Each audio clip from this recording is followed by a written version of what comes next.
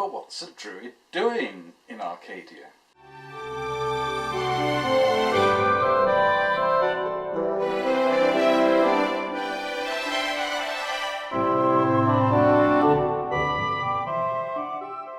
When we think of Arcadia, we mean an ideal pastoral landscape.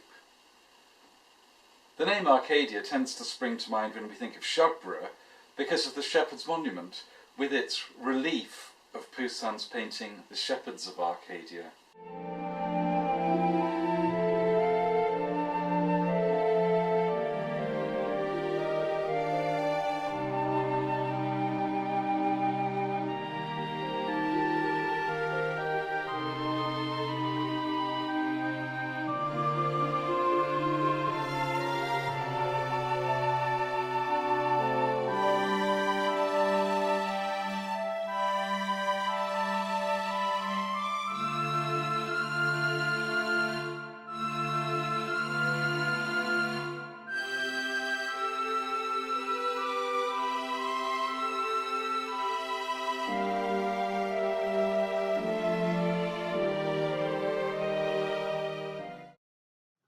Thomas Anson's estate at Shugborough was described by Thomas Pennant as an Elysium.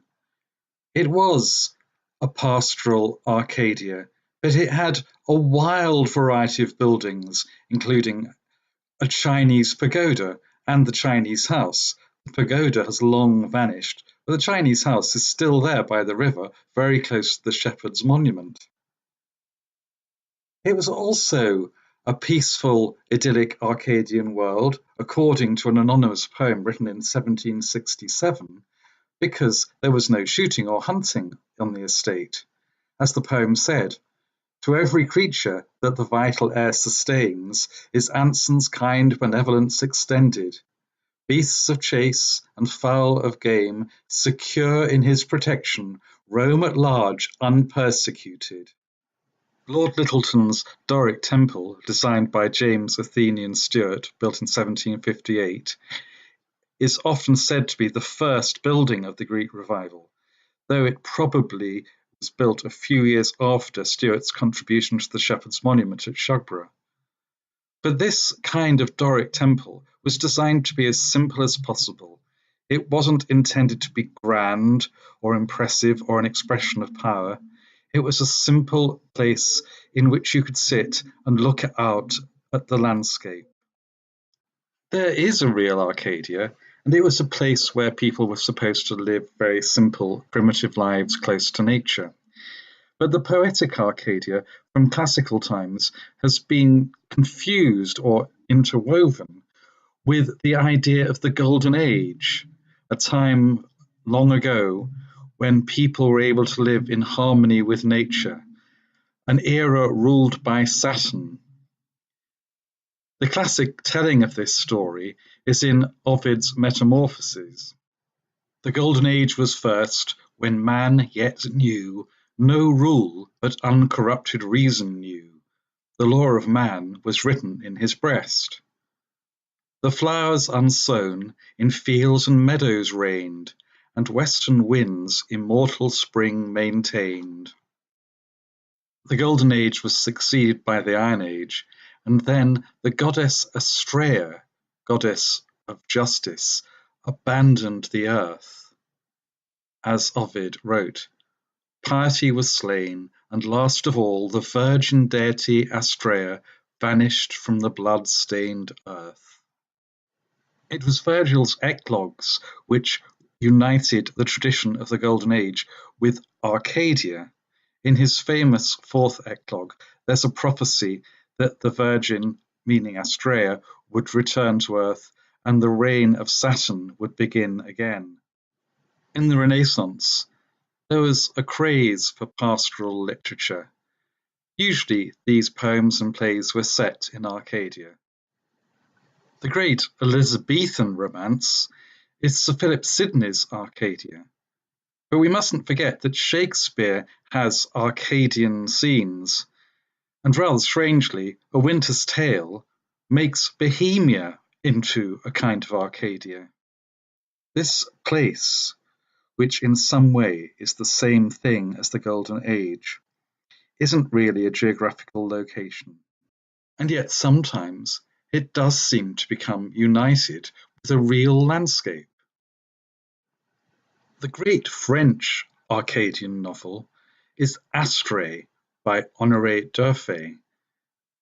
The first volume of this was published in 1612, and a further 4 volumes appeared over the next 15 years, though the last one was completed by someone else after the author's death.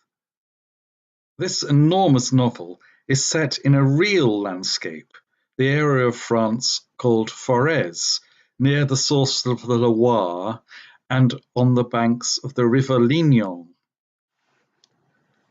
Astray is connected with Shugborough simply because Elizabeth Anson, Admiral Anson's wife, was obviously reading it on a visit to Shugborough, probably in the year 1750, about the same time that she was painting a copy of Poussin's Shepherds of Arcadia, the Chatsworth version. That's Poussin's original version.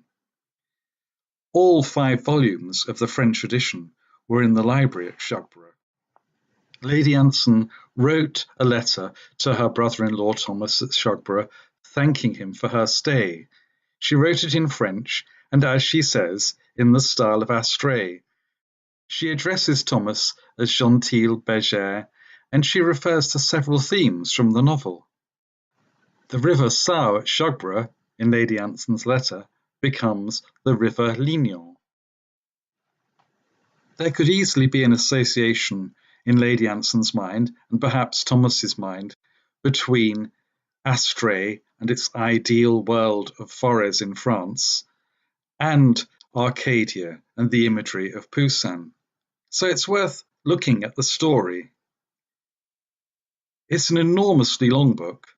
There's a simple story of the shepherdess Astray and her lover Celadon, into which a large number of separate short stories are interwoven. At the beginning of the book, Astray has had an unfortunate argument with Celadon, and he leaps into the river. She thinks he's drowned, but he's actually been rescued by a group of nymphs who live in a nearby castle. Celadon is looked after by the nymphs and becomes a friend of a druid, Adamas. This is a world where there are druids, as it's a kind of Arcadia that is also Dark Age France. When Celadon visits the druid Adamas in the woods, he finds shrines to a wide range of Celtic deities. But the druid explains that these are really all shrines to one god. He says these are only virtues, puissances, and effects of one only god. In Jupiter, you must adore the omnipotency and majesty of God. In Mars, his powers. In Pallas, his wisdoms. In Venus, his beauty, and so of all the rest. Bearing this in mind, Celadon builds a shrine to Astraea. In the 17th century edition, the illustration is rather reminiscent of one of Thomas Wright's Druidic arbours. I'm not sure if this is the first time in literature that someone had reinvented the Druids as monotheists, but very tolerant of images. 100 years after Honoré d'Urfé, William Stukely was doing a similar thing in England, and his reinvented Druids became enormously influential. I don't know if Dr. Stukely had read Astray, but he came up with a similar theory of the Druids. To him, they were ancient monotheists. They were the symbols of a pristine ancient British religion, and they were also people with great scientific knowledge. This might have been fantasy, but it was a powerful fantasy. And at least Dr. Stukely started pushing the age of Stonehenge and Avebury far further back. Up to this point, people thought they might have been built by the Romans. What could the Druids have meant to Lady Anson? Well, 2 years before she was at Shugborough reading Astray, Dr. Stukely had dedicated his great book about Avebury to her father, Lord Hardwicke. Thomas Anson must have known Stukely and his theories. Thomas was the secretary of the Egyptian Society, which is a club for people who had actually travelled to Egypt. Stukely was an associate member and in 1741 gave an impromptu lecture about Isis. This was in response to a question about the sistrum or rattle, which was the symbol of the Egyptian society and is the attribute of Isis. She appears on the ceiling of the dining room at Shugborough. On the opposite side of the dining room from Isis is a representation of Serapis. He has a corn measure on his head. We probably think of Isis in association with Osiris. Thomas Anson probably knew about Isis from the works of Plutarch, so he might have been more familiar with the idea of Isis and a consort Serapis. Isis might only be on the ceiling of the dining room to commemorate Thomas's trip to Egypt in 1741, in the same way that on the south side there's the face of Confucius to commemorate George Anson's trip to China. I don't know if Thomas Anson had any particular interest in Isis, but there is a print of a statue of Isis that was offered to him for sale amongst the letters from his agent in Italy. Some people see the shepherdess figure in Puss and Shepherds of Arcadia as a representation of Isis. And this, of course, is on the Shepherd's Monument. But there is a possibility that that version of the Poussin picture with the shepherdess was not originally intended to be on the Shepherd's Monument. So we can't actually say that Elizabeth Anson, Thomas Anson, or the architect Thomas Wright intended this to have any particular significance. But to go back to William Stukely and the Druids, there's no doubt that they were an enormous influence on Thomas Wright. He became quite obsessed with Druids, but he also associated them with his own unique views of the cosmos. In Thomas Wright's personal mythology, the Druids had been people who knew the secrets of the universe, at least the secrets of the universe as understood by Thomas Wright.